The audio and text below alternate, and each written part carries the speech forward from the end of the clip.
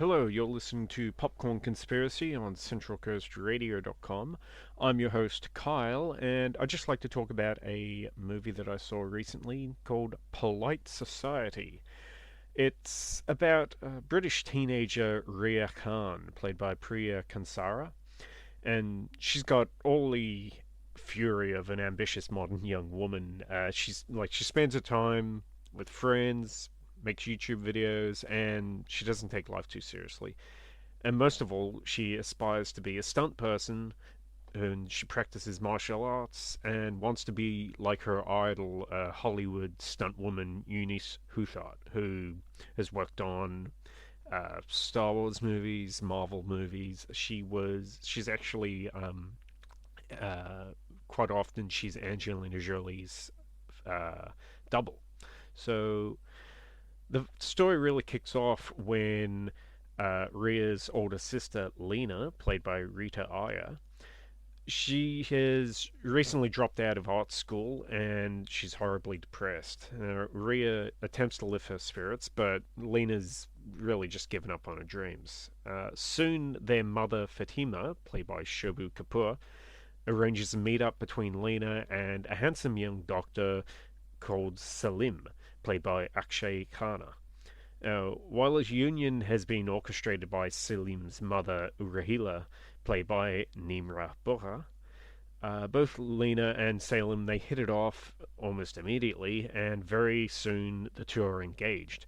Now Ria is outraged and wants nothing more than to sabotage the wedding, but very soon, what seems to just be a teenage girl acting out turns into more of a premonition more than anything when Salim's mother Rahila's nefarious true motives reveal themselves. And so Ria and her friends must hatch a daring wedding heist, and what follows is a flurry of feet and fists and a battle in the name of independence and sisterhood. Uh, yeah, Polite Society is an interesting movie it's from BAFTA TV award-winning writer and director by the name of Nida Manzoor, and she's one of she's definitely a up and comer in the world of British television and film. She's won several awards, and this is her feature film debut.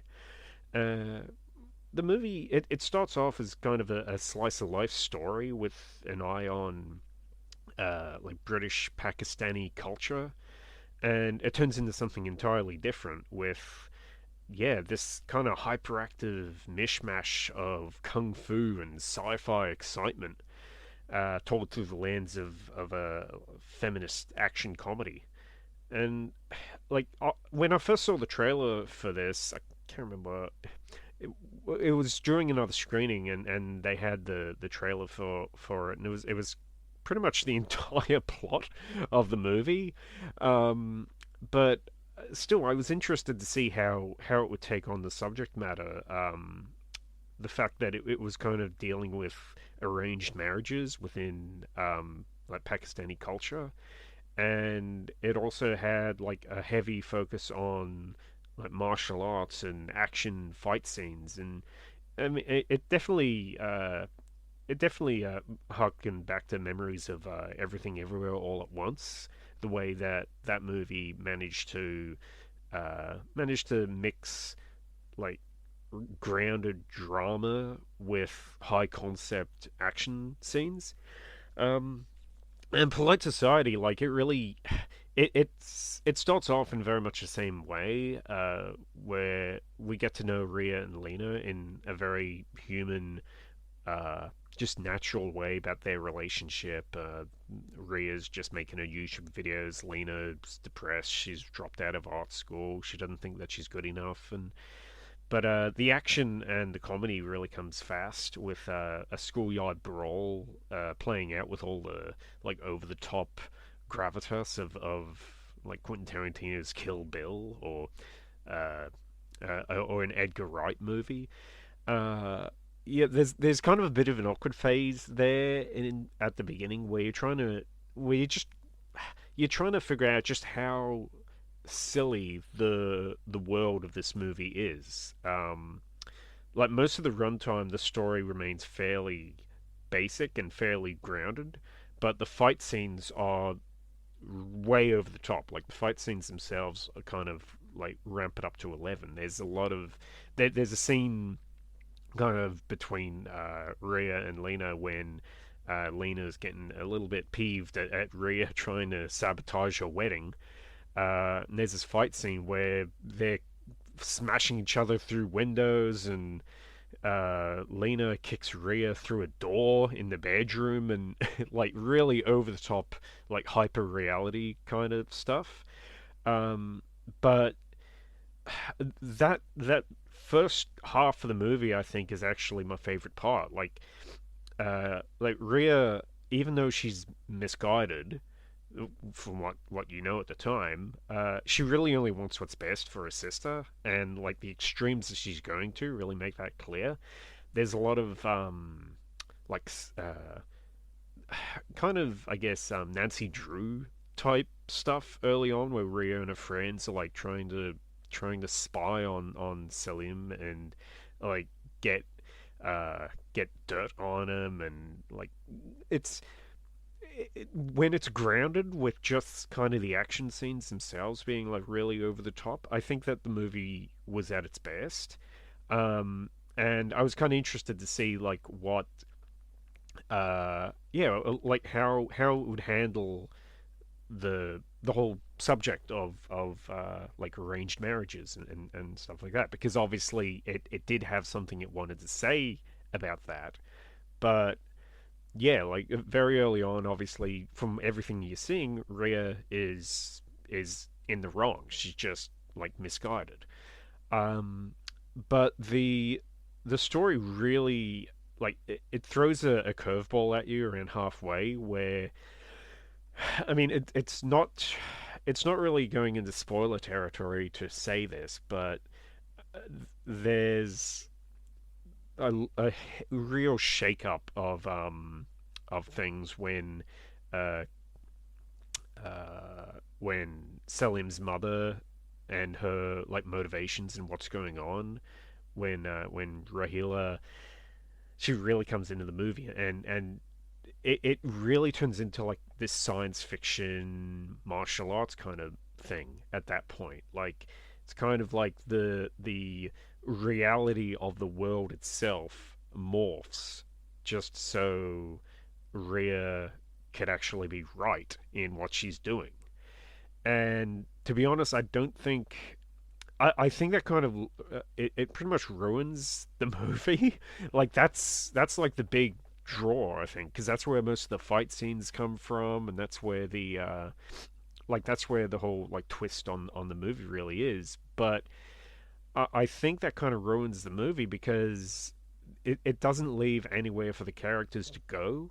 Or any, like Rhea can't really grow as a character. She can't learn any lessons or anything like that because, well, um, like her paranoia and her suspicions about Selim, like as over the top and crazy as they were, they turn out to be correct. And yeah, so it doesn't really. The movie kind of stops being interesting at that point and just becomes this kind of a feminist sisterhood kind of how would you say it, a escapist fantasy kind of thing at that point, which is fine. I mean, there are plenty of people in the audience that were laughing their asses off at it. I just think that story wise and character wise, it stopped being interesting once it really went into that point. I think what really saved the second half of the movie for me, however, would be Nimra Booker playing Rahila, the mother-in-law character, because she is just perfect as this kind of villainous, like maniacal, evil woman with this. She just has this like she's just got this like evil smile, like a devilish performance the entire time as this just this diabolical mother-in-law from hell. Like she's really chewing up the scenery. in every scene from like the second half of the movie onwards, where she kind of just she really can let herself go and just really play up the whole villainous part. And yeah, that part of that I think really did save the second half of the movie for me. That I thought was really entertaining. Um, Unfortunately, the other part of the second half of the movie were really the martial arts and um, really the fight scenes themselves, just how they were edited and how they were choreographed. Like I have to say, I was really kind of disappointed in the like the shot to shot editing and just really how they played out. I know this is kind of like an independent film, and so I'm not expecting the Matrix or anything, but like I've seen great work with action scenes in other lower budget to like comedy films, and so with this film's such a heavy focus on stunts and wire work and the fight scenes, I think it was kind of a letdown, which is unfortunate because there's a dance scene with Rhea in the second half of the movie, and the choreography of that dance scene is head and shoulders above the choreography of the fight scenes. I know they're not exactly the same, but they're kind of at least as far as coverage and um, continuity between shots. The dance scene succeeded in all the ways that the fight scenes failed.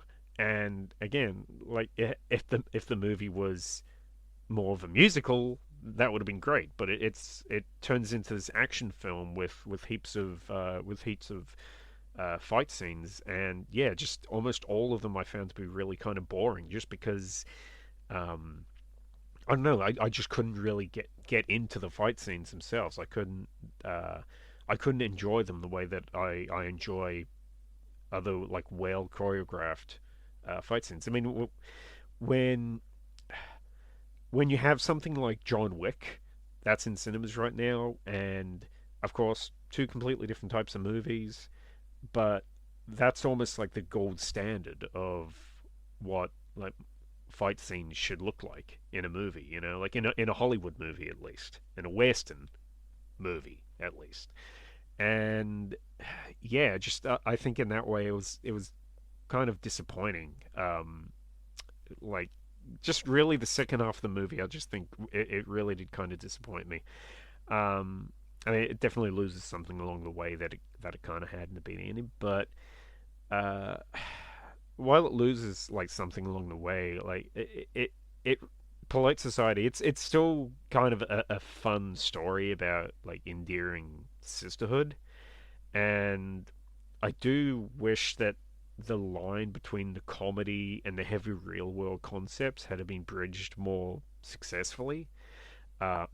Because again, once the movie becomes this silly sci-fi thing, it can't tackle those real world subjects because you've just made a farce of the entire idea. And so yeah, it was a little bit disappointing there with the second half. So I'm going to give this 2.5 out of 5. I do think that there's still plenty for people to be entertained by in this movie. But yeah, I think it could have been a lot better than it turned out in the end. So yeah. You're listening to the Popcorn Conspiracy on CentralCoastRadio.com, and we'll be back right after this.